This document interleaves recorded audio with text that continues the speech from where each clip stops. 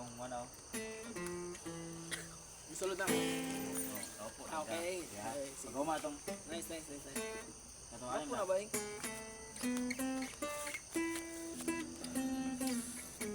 Saan mo na? Dara na, sulod na rap. Opo. Dahil gala ha. 1, Dali 2. ba? Bato-bato sa kadali. 1, 2, 3, go. Bato sa lalan. Uy! Ang matamaan, wala tayo. Bato sa lalan. Ang matamaan ay masyadong halata.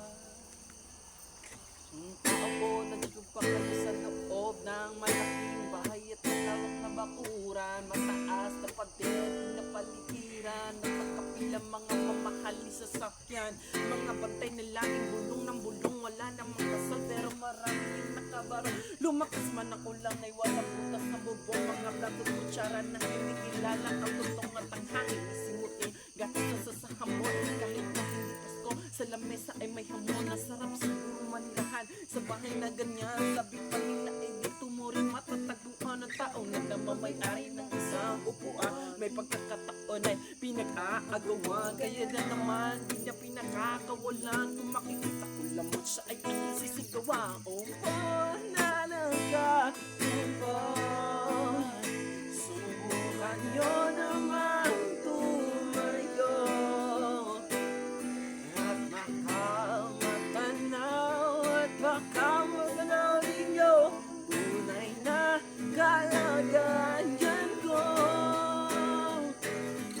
Mawalang galang na po sa taong nakaupo, di pa ka na makapigas kami na ipinupulo. Aling na bahay namin ay pinitapos na pigyero sa gabi ay sobrang init na tumutunaw na yelo na di kayang bilhin. Pakilagay sa inyong hindi na tulungan sa lumagka tagulig-guling gamit lamang ang tabo na inalog lamang sa estero na nagsisilbing kusina sa umagayaking banyo. Ang aking inay na may kiyaman ng isang kaldero na nagagamit pag aking ama ay sombrero pero kulang na kulang pa rin. Kulang ang tuyo asin na 50 pesos sa maghapon pagkakasyahin. Di ko alam kung mataas ang bakod ninyo, kasalangan talaga ang bakod ninyo, magbubulag-bulangan lang lamang ko kayo dahil sa dami ng pera nyo, walang nalto ng papalino ng mga mata nyo, kaya huwag kang masyadong halata. Bato sa langit, ang matamay huwag magaling. Bato sa langit, ang matamaan ay huwag masyadong halata.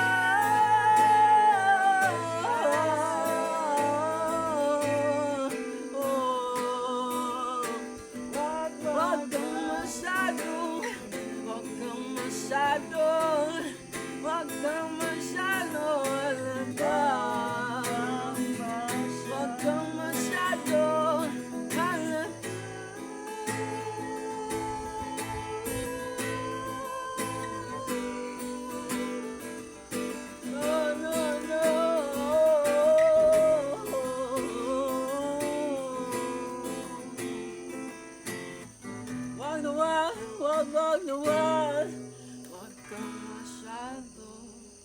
halata.